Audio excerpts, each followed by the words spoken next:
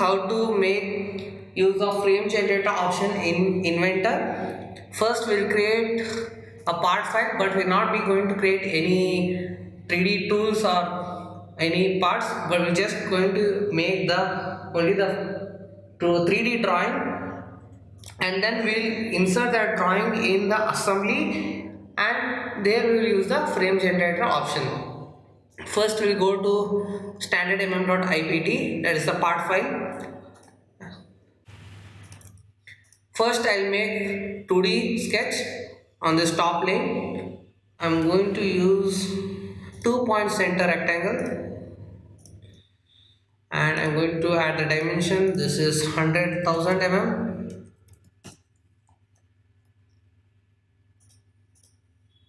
This is 500 mm, and I'm going to add two more lines.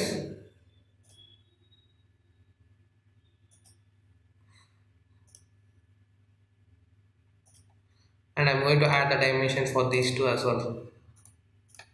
This is 250 mm, and this one is also 250. And we'll finish sketch. And now we'll go to 3D sketch. This one also you would have done in the 2D sketch itself, but it would be very fast if you are making the plane sketch, or if you are making continuously on one sketch on one plane itself. I'm going to choose this point, and I'm going to choose this plane, and I'm going to move it. This is the angle, so and I'm going to move it at a distance of 300 mm. And again this one also, I'm going to move it at a distance of 300.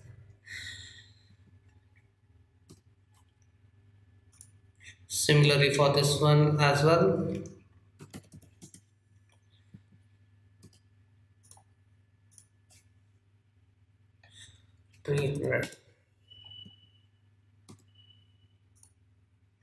And here also I'm going to choose this, and I'm going to choose it at a distance of 450 mm. And it is not fully constrained, so I'm going to remove it, and again I'm going to I'll start from this point now and choose this plane, and I'm going to move it at a distance of 450 mm. Similarly from this point,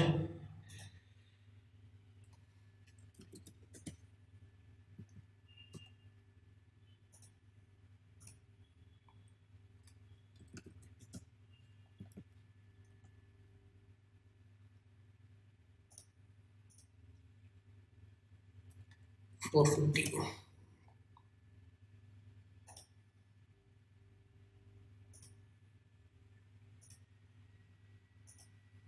Okay, and now we are done with all the sketching, and we'll finish the sketch, and we'll save this part as the frame 1.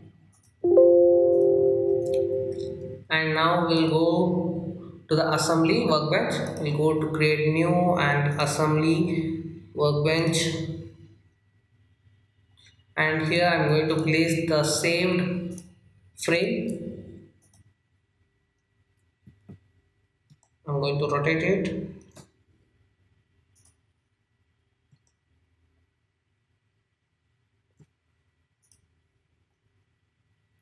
and remember you should save the assembly while creating the frame, because when you click on frame option in assembly workbench, the inventor will ask or prompt you to save the file first. So I'm going to save this.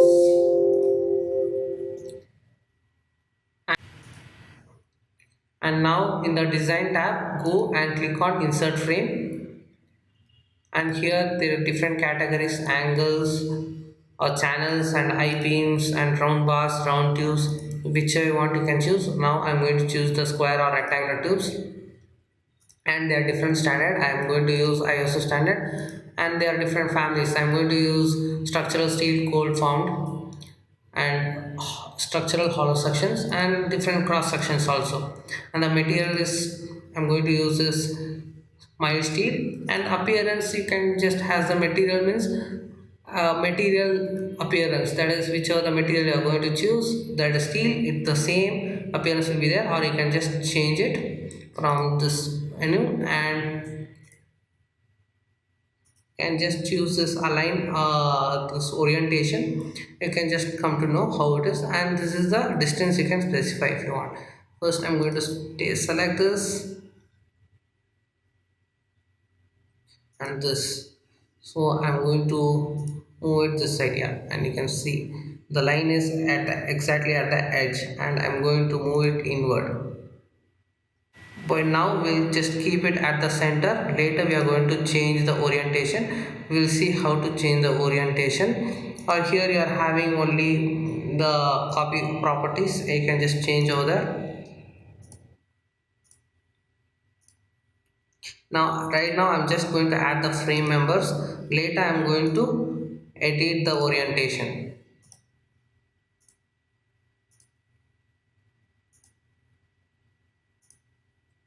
And now we'll click on apply and click on ok, and these many number of frames will be generated, and the files will be generated in the assembly directory where you have saved the assembly file.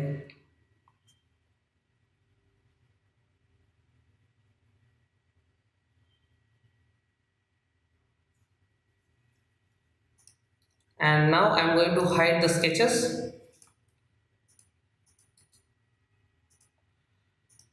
Okay, and now I'm going to right click on this and click on edit. And here you can see I'll change the view back to shaded with edges. And I'm going to right click on the member and then click on edit with frame generator, and here you can see the orientation now.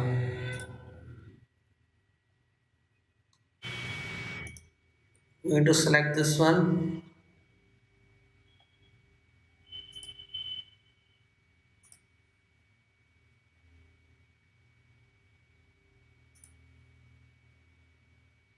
and I've misaligned it over here for this one, so I'm going to select this one, and yeah, and so this one let us check.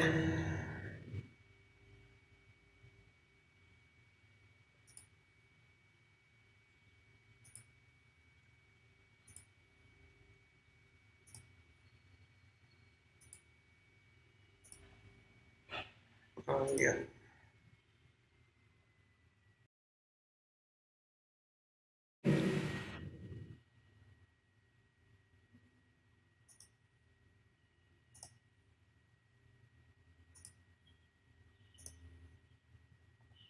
and I'll change this now.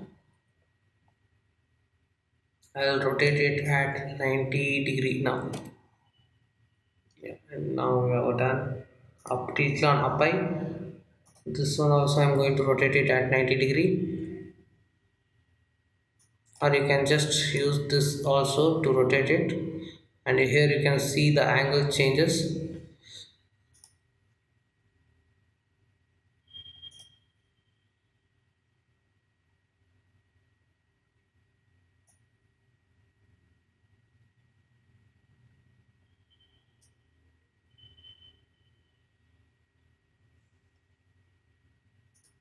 This one also we need to rotate.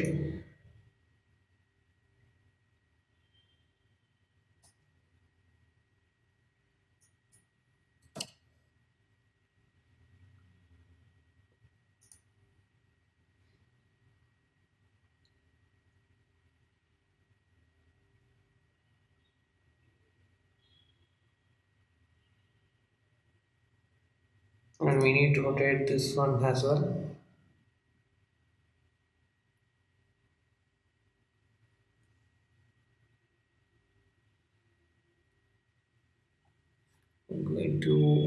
I'm going to select this one also, and I'm going to select this one also.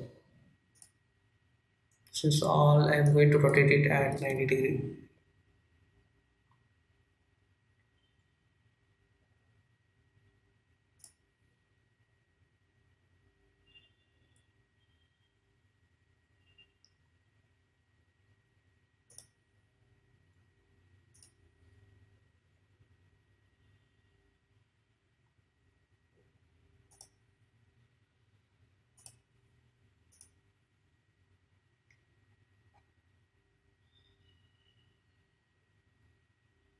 I'm going to select this one,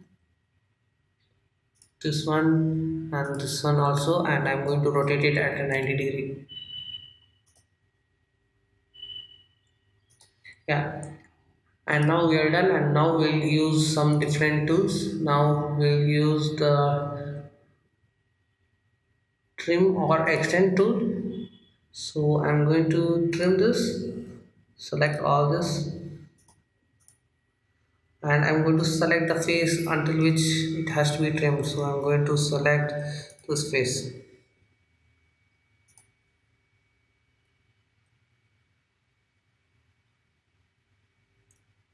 Now you can notice the difference over here.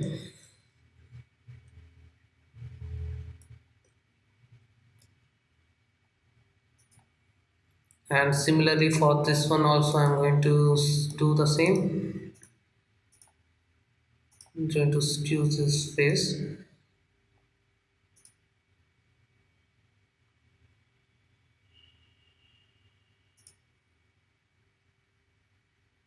and again I'm going to choose these faces. Okay, it's now selected this, and again I'm going to select this all these members, and I'm going to choose this face.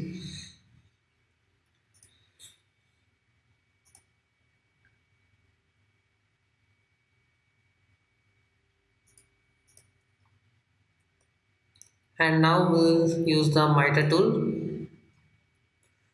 and we'll select these two,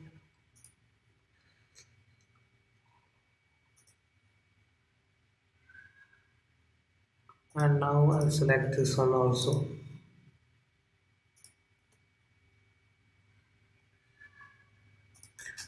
and we'll click on OK.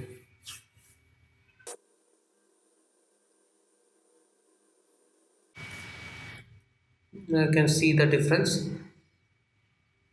and you can see this gap, that is because it is fillet is there. Over here it is not exactly flat, and you can use the weld option also by going here and convert into weld elements, and you can choose.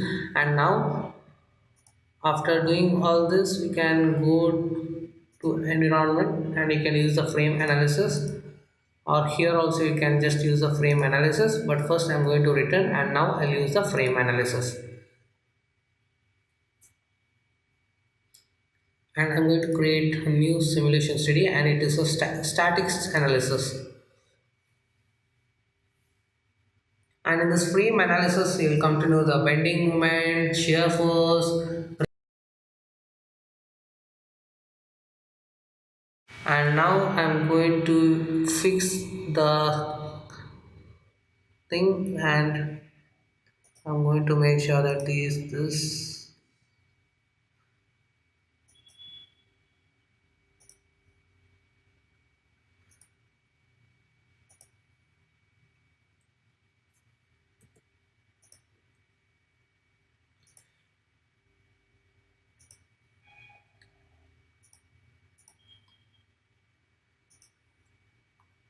and here I have not made any frame, and I made it by purpose. Let us see how it looks, and after applying the loads, and I've applied all the constraints, and now I'll apply the force, or you can apply the continuous load, or you can just apply the moment also.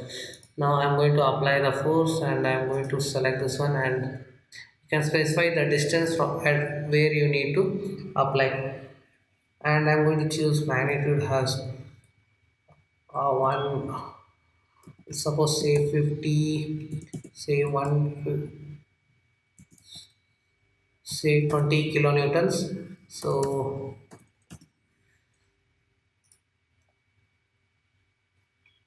and here also you can see, and this the gravity load is automatically added, and if you want the continuous load also you can just add, and you can just add the magnitude has yes 10 newton per millimeter. Okay, and if you want you can add the moment or the bending moment or the axial movement also, and I'm going to apply the moment over here, and this is the point that is it is asking, so I'm going to leave it as 300. Okay, and now the moment is there. And now I'm going to use the option simulate.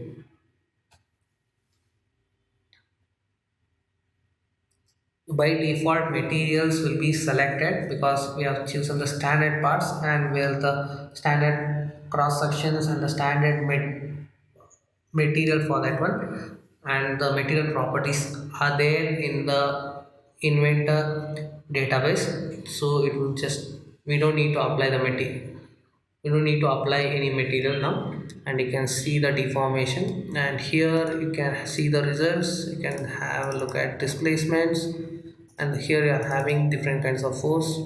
And here if you want beam detail, you can just view the beam detail. The selected beam details appears. Suppose I'm going to select this and see, you can see the normal stress and shear stress also you can see. And now I'm going to select this one. I'm going to select the beam of this one. Now you can see the point of force. You can see the moment diagram in mx, my, mz, and you can also find the normal stress, shear stress, and the torsional. There is no torsional. And you can just add the diagram also there, and here you want, you can show which are the diagrams you want to know. And I'll select all the beams, and if you want the shear force, you just displace the shear force. And if you want shear force in y, it shows, so you can see the lines. It shows the values also, see. And if you want torsional, this also shows, this is the shear stress, this is the torsional. And whichever you want, you can just enable it to see. If you enable all, it will be difficult for you to see, so I will show only one by one. And you can see this bending moment now. Or you can just select the beam which you want it to show, and show this, and show the axial shear force, bending moment, and the normal stress, bending stress also you can see. And the values also are displayed. You can see the values also. Or you can just select the beams except the beams, or that is, you are excluding those beams. You can just see those. You can see there are a lot of values, so it will be very difficult. So just see for one beam and then apply it. And you can just animate it also. And here also you can see different values, and the results are here. And here you can animate it also, like I said. Change the view.